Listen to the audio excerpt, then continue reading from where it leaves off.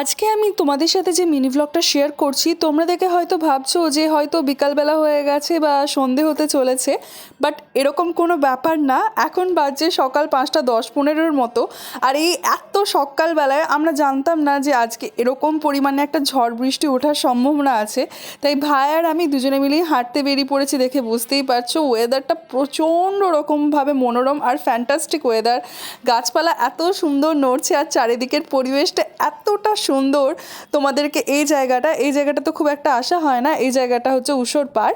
আর এখানে এই যে এই সাইডটা দেখতে পাচ্ছ, ওটা হচ্ছে মা ঊষর পাড়ের মায়ের মন্দির। আর খুব সুন্দর দেখতে লাগে।